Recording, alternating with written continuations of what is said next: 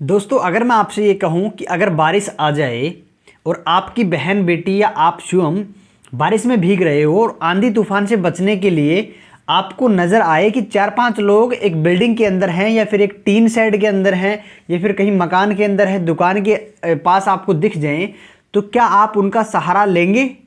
क्या आप बेटी हो, बहन हो, कोई भी हो, आप वहाँ पे बारिश से रुकने के लिए सहारा लेंगे या नहीं? ज़रूर लेंगे।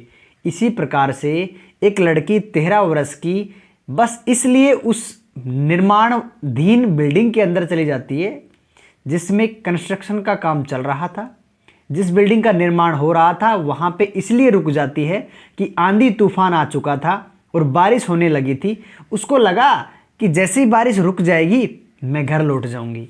लेकिन दोस्तों, वहीं पे कुछ ऐसा होता है, 5 लोग वहाँ पे मिलके उस लड़की के साथ उस दिन, उस कुछ क्षणों में ही उसकी पूरी ज़िंदगी बदल देते हैं। वहाँ से उसकी ज़िंदगी में एक नया मोड़ आ जाता है, उसकी ज़िंदगी तबाह कर देते हैं वो लोग। बस बेचारी इसलिए रुकी थी कि बारिश में भीग जाऊंगी, बीमार हो जाऊंगी, इसको रुक जाने देती हूँ। काफ़ी सारे लोग तो यहाँ पे हैं, मैं बड़ी ही अच्छे तरीके से सेफ रहूँगी। क्या आपको लगता है इस तरीके से कुछ सेफ होगा? आज के बाद आप अपनी बहन को, माता को, पत्नी को कहने वाले हो कि ऐसी अनजान जगह पे वो बारिश में भी ना रुके, तुरंत इन्फॉर्म करें। जी हाँ दोस्तों, मैं आपको एक ऐसी घटना सुनाने जा रहा हूँ जहाँ पे एक नाबालिग बच्ची के साथ कुछ इस तरीके से इज्जत लूटी जाती है और 4-4, 5-5 लोगों के साथ। दोस्तों, आप इस वीडियो को देखना और दूसरों को शेयर भी करना ताकि हमारी बहन बेटी अवेयर हो सके और ऐसी वारदात से बच सके। नमस्कार दोस्तों, राधे राधे, जय श्री श्याम, जय श्री राम। आप सभी लोग स्वस्थ और अच्छे से होंगे। मेरा नाम उमाशंकर है और मैं इस तरीके की घटनाएं, इस तरीके की जानकारी आपके लिए इस चैनल पर लाता रहता हूं। आपसे अनुरोध है कि आप इस चैनल को सब्सक्राइब करके बेल आइकन ऑन करें। अगर वीडियो पसंद आ गई हो तो लाइक करना, अगर पूरी देख के लाइक करना है तो पक्का ज़रूर पूरी देखिए और फिर लाइक कीजिए। और आप हमारी ये वीडियो कहाँ से देख रहे हैं, अपना नाम और गाँव का नाम ज़रूर बताइए। दोस्तों, मैं जिस घटना की बात करने वाला हूँ वो कोई सच्ची घटना है, कोई फिल्मों की स्टोरी नहीं है। 7 अप्रैल 2026 की घटना है, मंगलवार की शाम की घटना है। उत्तर प्रदेश के लखनऊ के आशियाना क्षेत्र की है, सेक्टर एम के अंदर। एक बच्ची जिसका पिता राजमिस्त्री है और जिसकी माता दूसरे के घरों में मेड का कार्य करती है। वही लड़की जिसके साथ 13 साल की बच्ची बस अपने परिवार को सपोर्ट करने के लिए अन्य घरों के अंदर बच्चों की देखरेख का कार्य करती है। क्या ये कार्य गलत है या सही है? करना चाहिए। एक बच्ची अपने फैमिली को फाइनेंशियली सपोर्ट करने के लिए काम कर रही है, अच्छी बात है, नेक दिल लड़की है, अच्छी संस्कारी है। ये काम करने के लिए चली जाती है, हर रोज़ शाम को वापस घर लौटती है। अब शाम को जब वो घर जा रही थी तब अचानक से शाम को मौसम खराब हो जाता है। मौसम खराब होने के बाद में जैसे ही आंधी और बारिश शुरू होती है, उसको लगता है कि मुझे कहीं पे रुक जाना चाहिए। अब रुकने के लिए एक महिला क्या देखेगी? आसपास की टीन शेड देखेगी, दुकान देखेगी, या कोई घर देखेगी, वहाँ पे खड़ी होगी। वहीं पे उसको जिस घर में काम चल रहा था, एक नया मकान चल रहा था, वहाँ पे वो देखती है कि मैं यहाँ पे रुक जाऊँगी तो मैं सेफ होंगी।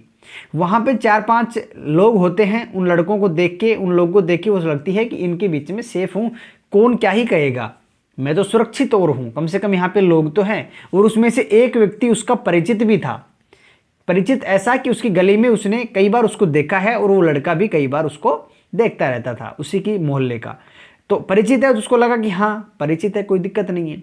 अब वो लड़की वहाँ पे चली जाती है, कुछ ही क्षण खड़ी रहती है कि वही लड़का जो उसको परिचित था, वो लड़का अचानक से आता है, उस पर हमला करता है।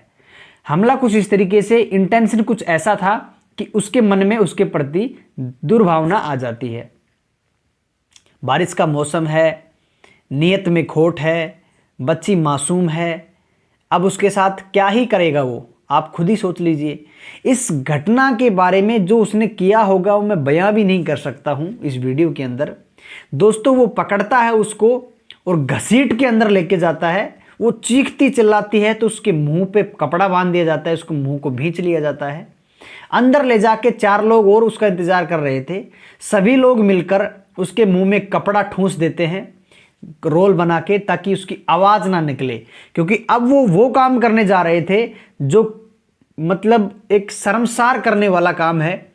और जो लड़का उसको खींच के लेके आया था, महज उम्र 17 साल, बालिग भी नहीं था, 18 साल से कम उम्र का, जिसके साथ करने जा रहा था वो एक मासूम बच्ची 13 वर्ष की। दोस्तों, उसको कपड़ों से बांध दिया जाता है, हाथ पैरों को बांध दिया जाता है। 4 लोग निगरानी करते हैं।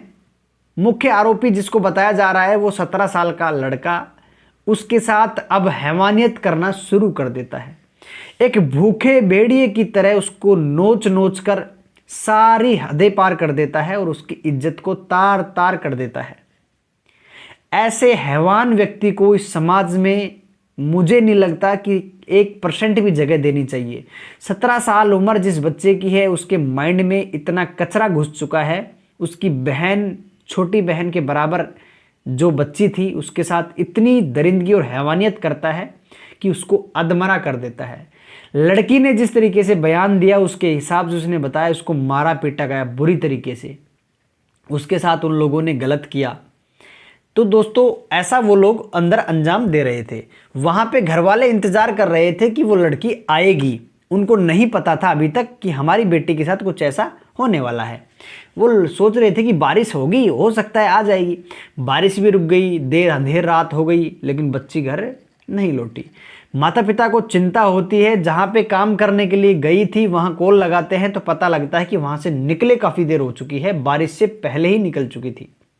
अब माता पिता की घबराहट और ज़्यादा बढ़ जाती है। उधर दूसरी तरफ वो दरिंदगी उसके साथ लगातार हो रही थी। वो बेचारी महादेव भगवान से प्रार्थना कर रही थी कि कोई आए और मुझे बचा ले।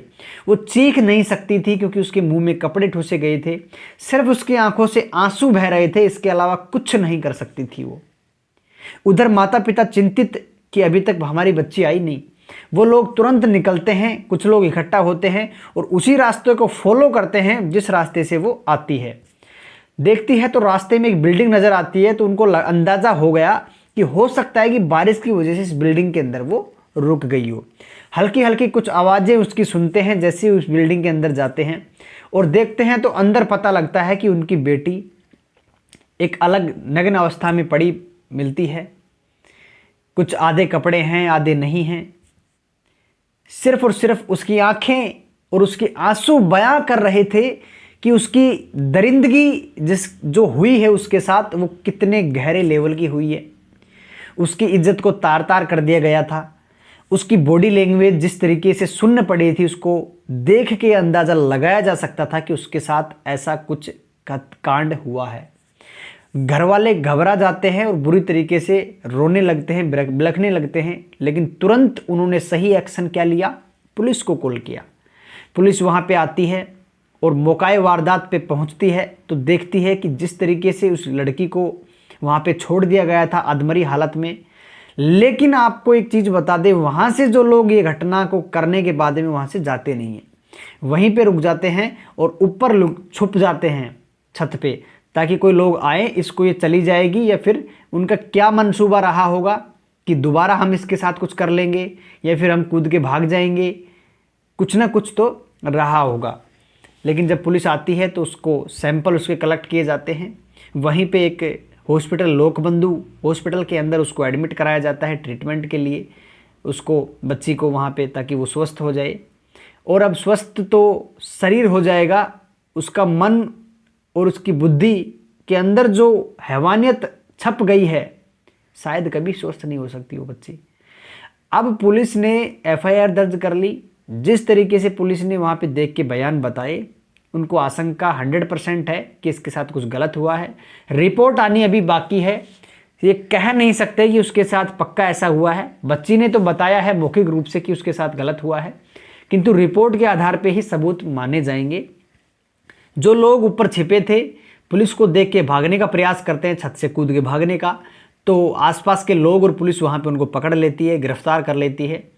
जिनमें से 4-5 लोग होते हैं और ये सारे जो मज़दूर हैं ये वहीं पे सीतापुर के रहने वाले हैं।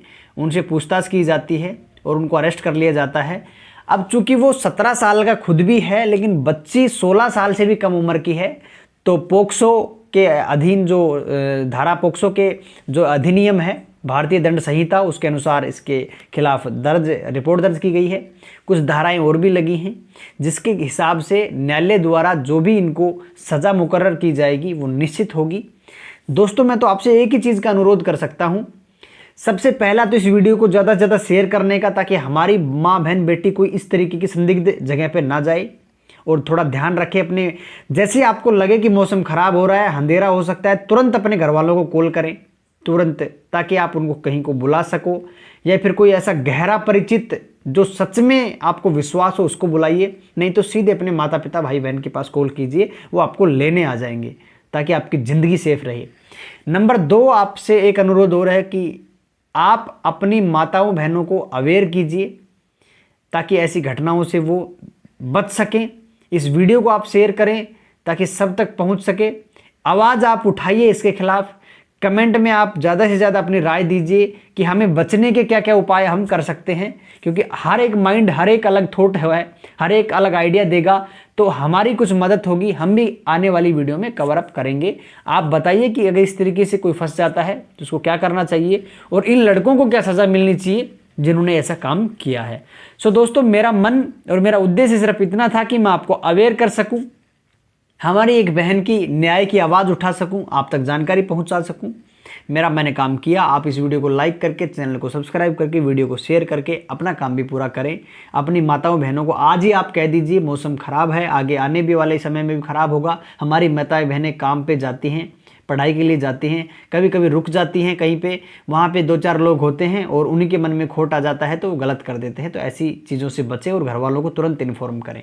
थैंक यू सो मच दोस्तों। मिलते हैं नेक्स्ट वीडियो में शाम 7 बजे। Thank you. जय श्री राम।